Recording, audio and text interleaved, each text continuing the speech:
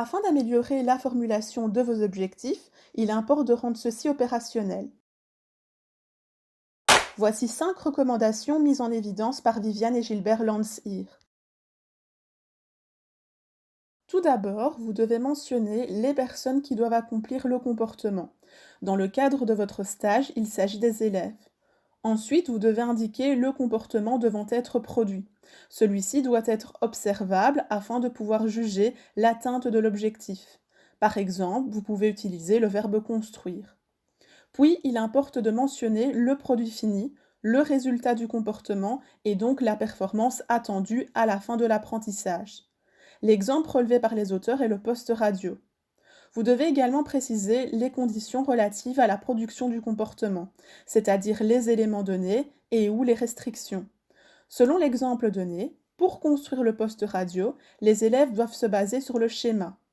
Enfin, il est nécessaire d'indiquer les critères permettant de déterminer la satisfaction du produit final. Quel est le nombre minimal à atteindre? À quelle fréquence l'auteur doit-il manifester ce comportement? Par exemple, le poste radio captera des émissions provenant d'au minimum 5 émetteurs distincts.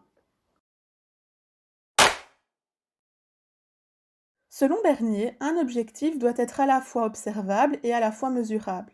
Pour ce faire, il importe d'être attentif au comportement.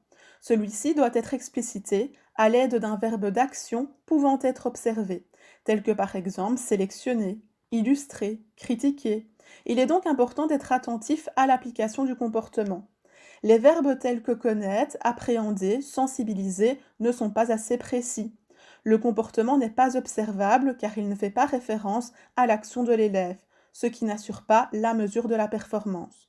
Pour être mesurable, le comportement doit posséder un début et une fin observables, de manière à pouvoir juger l'atteinte de l'objectif. C'est donc le verbe d'action par son comportement observable qui assure la mesure de l'objectif. Brunetière met en avant la notion SMART afin de qualifier l'objectif. D'après cet acronyme, celui-ci doit être significatif ou spécifique, c'est-à-dire précis et clairement défini en ciblant les facteurs de réussite, mesurable à l'aide de différents indicateurs assurant l'atteinte de l'objectif.